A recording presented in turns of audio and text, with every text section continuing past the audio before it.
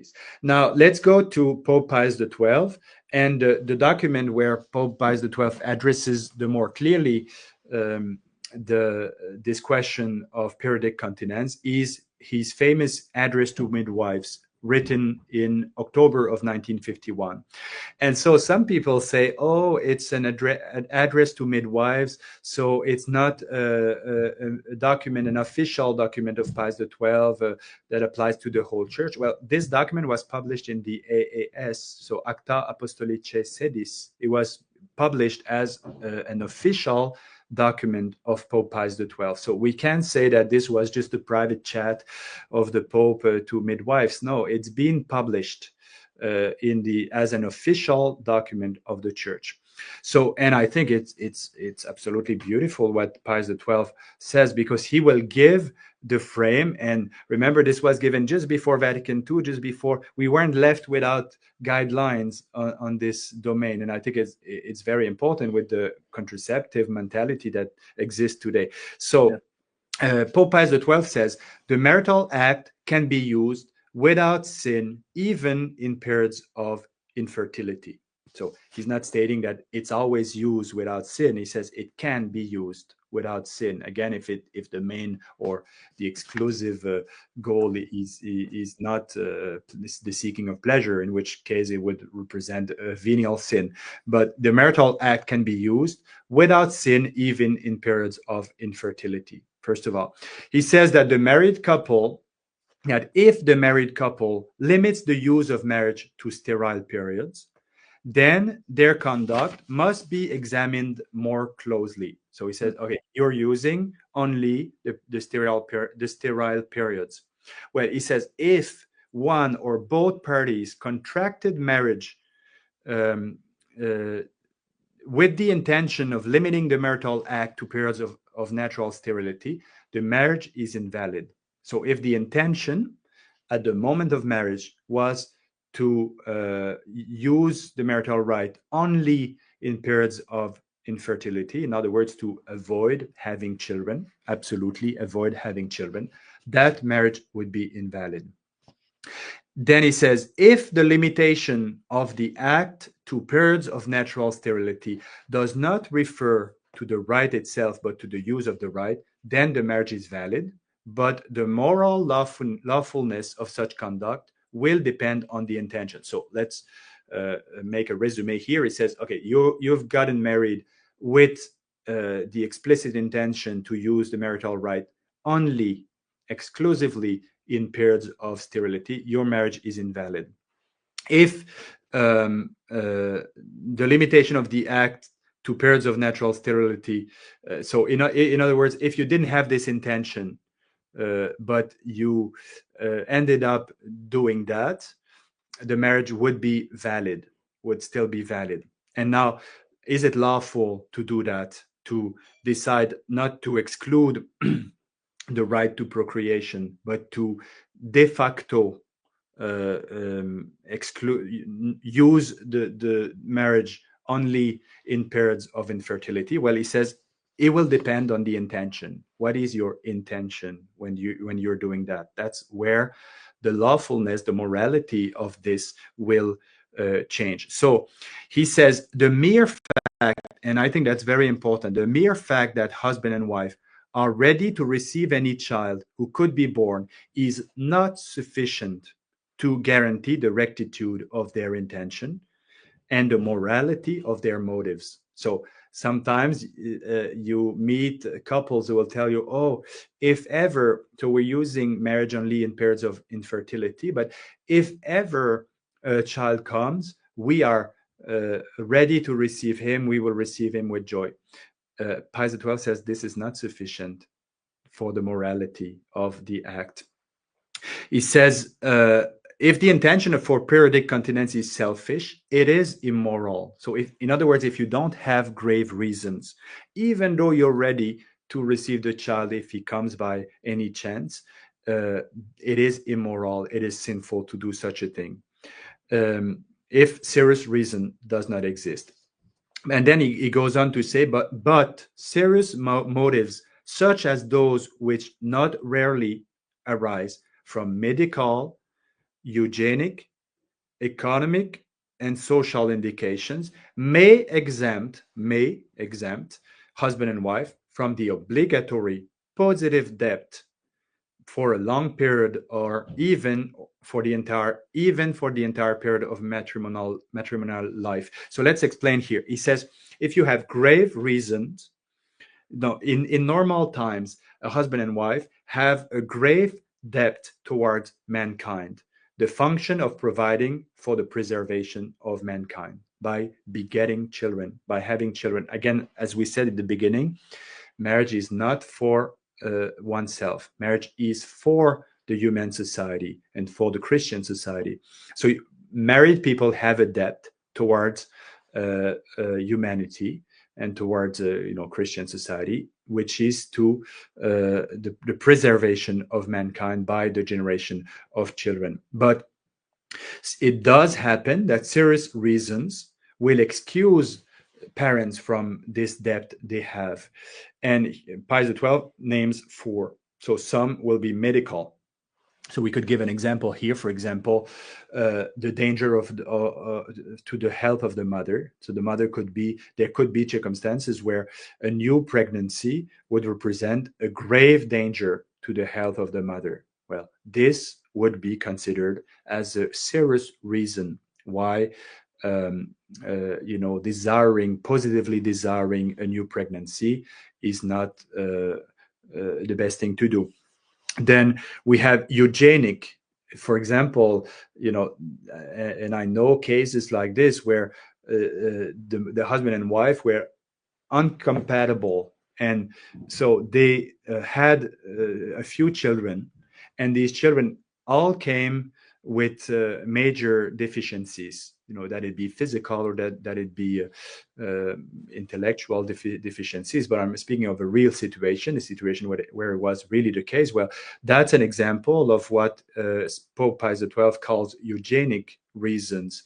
You're not necessarily to have 15 disabled children if it has been clearly established that you're not compatible. There's something in your genes that is not compatible, and you have good medical. You have the advice, the opinion of a good medical doctor. And I think it's very important for a married couple to have a reliable medical doctor, because it seems sometimes, I don't know how it is in the States, but here in Canada, I think from what I have understood, doctors are paid by the act, so by what they do, and not by the hour, but by what they do. So in other words, you get more money for a C-section than you get for a normal birth. So obviously, doctors will push the C-section because they get more money from it. Even the great operation, removing everything, they might get more money for that than just curing the person, quite simply. So you have to be very careful with medical doctors. I think it's important that traditional Catholics be aware of these things, and be not treated by the heathens, by people who, if possible, by people who have no faith, by people who have no morality. So if you have the opinion of a good medical doctor who tells you that, well, it's very likely that all of your children will be born disabled, well, that would be a serious reason named by Pius XII. Then he speaks of economic reason. And here I think it's important to remind people that economic reasons are not like fear for the future. They would be present, like in the case of a medical. Right now, if my wife is pregnant right now, it represents a grave danger for her health. If we have a child right now, well, it's very likely that he's going to be disabled. If I have a child right now, I'm not going to be able to provide for him. From all I can judge, we're already lacking the essential. that we need. So I'm not going to be able to provide for another child. So again, it's not like fear or selfish desire. I'm afraid what is going to happen to the world in 5 years, or how am I going to get a third car if I get another child. No, we're speaking of real reason, economic reason. I have difficulty to feed and have a roof over the head of our family because I just lost my job, and I can't find another job, etc. So something present. And finally, he speaks of social indication. And social indication, an example of this, remember, this was written right after World War II. An example that is often given as, to explicit what Pope Pius XII says, it would be the case of, for example, of a husband who would be just about to go to war. So he he knows that he's called to the battlefield, and he doesn't want to leave his wife pregnant on top of all the difficulties that she's going to go through. So that would be an example of a social reason, the society, or if we're experiencing a social collapse of some sort, these would be what we call present serious reasons. That's why, I don't agree, and I don't think we should use natural family planning as something future. This that Pope Pius XII speaks of is related to the present. So right now, it is prudent for us, husband and wife, to be careful. So in this document, Pius XII explains the 4 conditions that are necessary in order for a couple to practice periodic continence. So, and he says that it has to be done for serious reason. We've seen the 4 serious reasons that Pope Pius XII has listed, but it doesn't mean that he covered everything. But still, I think he gave a very good indication. It seems to be quite complete. But so it has to be done for serious reason. Then he says that both parties, husband and wife, have to agree to use the marital right only in these periods of infertility, because remember, there's a contract, so there's a marital right, and the husband is perfectly entitled to request the marital act from his wife, and the wife is very perfectly entitled if there's no it might not be virtuous because of the grave reasons, but there is a right, there is a contract that exists here, so one could not impose that upon the other spouse. It has to be sure, says Pius XII, that the danger of sin is avoided for either party. So we're speaking here not of normal temptations that a man, a woman can have, even though they're married, even though they're using the marital act. We're speaking of a special danger of sin. For example, if for the husband it represents a danger of adultery, well, then it is not lawful, says Pius XII, then to use the marital act, to refrain from the marital act if it's going to lead you to commit other sins that are very serious. And finally, it can be kept only for the duration of time of these serious reasons. And I think that's where many will commit sin, because sometimes they do have a serious reason, but this reason is very temporary, and they continue using that, thinking that it's fine, even though the serious reason is not present anymore. So Pius XII, makes it clear that it's temporary. He says that it could be for the duration of the marriage, if the serious reasons remain for the duration of marriage, but in itself, it is a temporary state of affairs. So, and I would like to do here a few notes, 3 notes actually.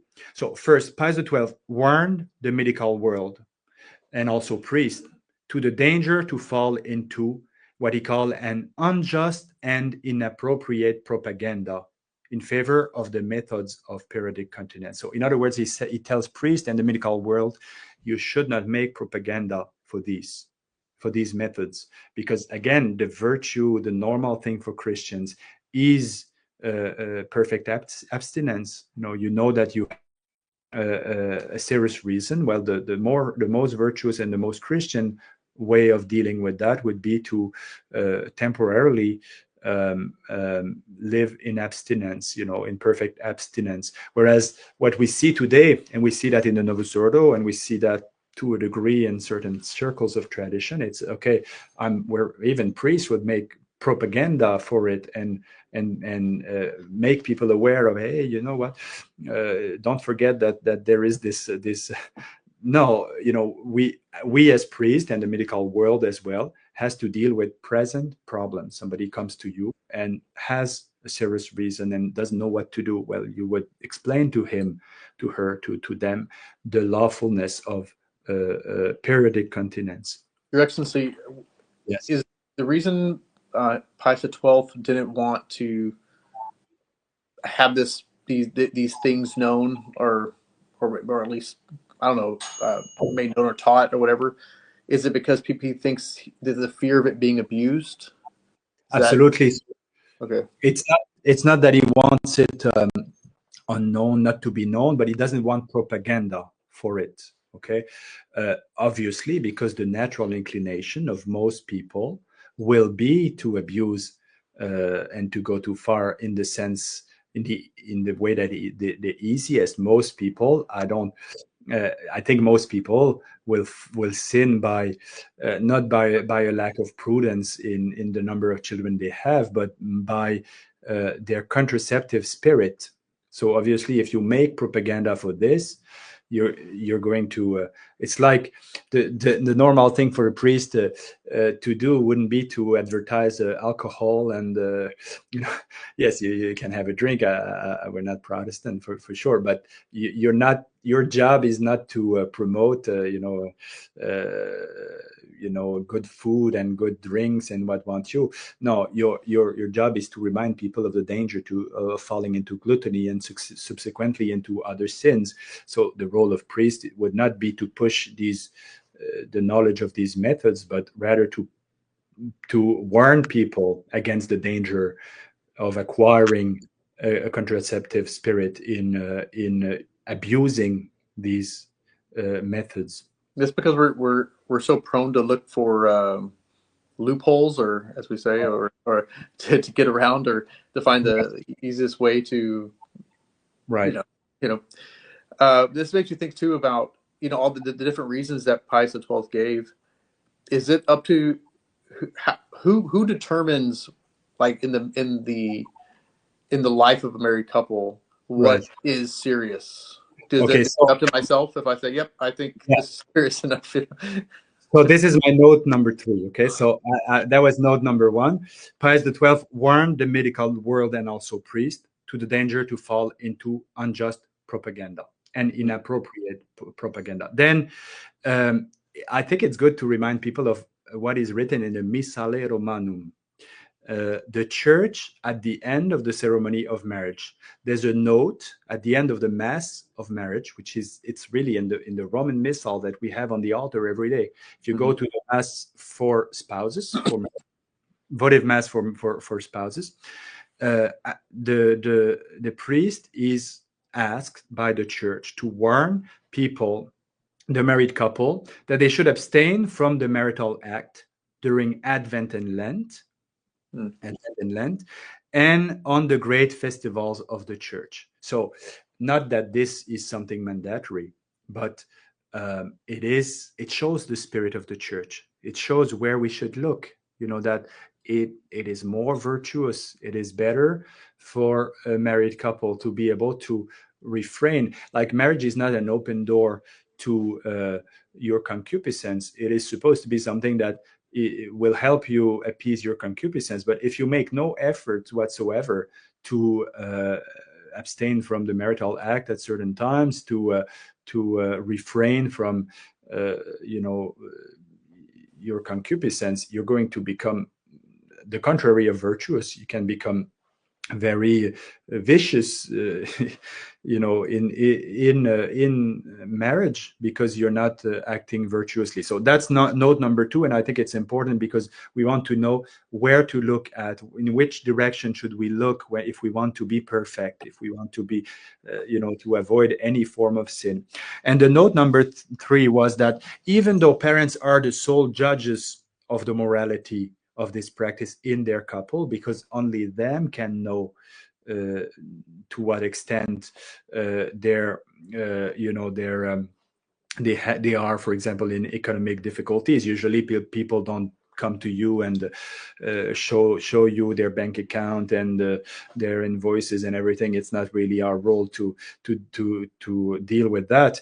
So at the end of the day, those who judge the morality of this practice, temporary practice, are the husband and wife, because only them are fully aware of the struggles of their family. But that being said, I think it's very important. So when we say that, we're saying that they will be judged by God. They're the ones who will be judged by God. So they have to take that very seriously, because they cannot put their responsibility on someone else and say, oh, the bishop told me that I was fine to do that, or the priest told me. Well, the priest didn't know exactly, So they're the ones who will be judged by God.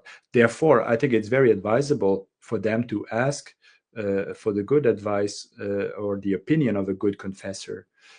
So they would present their situation to the confessor and say, this is what we believe to be a serious reason in our life. And then the confessor is not going to give them permission or deny them permission. That's not the way it works. He's going to tell them, well, with what you have presented to me, it seems reasonable to consider your circumstances as a grave reason, or it doesn't seem reasonable. Presented me that seems to be a serious enough reason, I would reconsider. So that's what he would, for example, answer them. So when in doubt, especially if you have no doubt, if it's clear as water that your situation is a serious one, well, do what you think is best, and remember that you will be judged by God. But if you have a doubt, if you're not sure, come to the confessor and ask him what he thinks about it.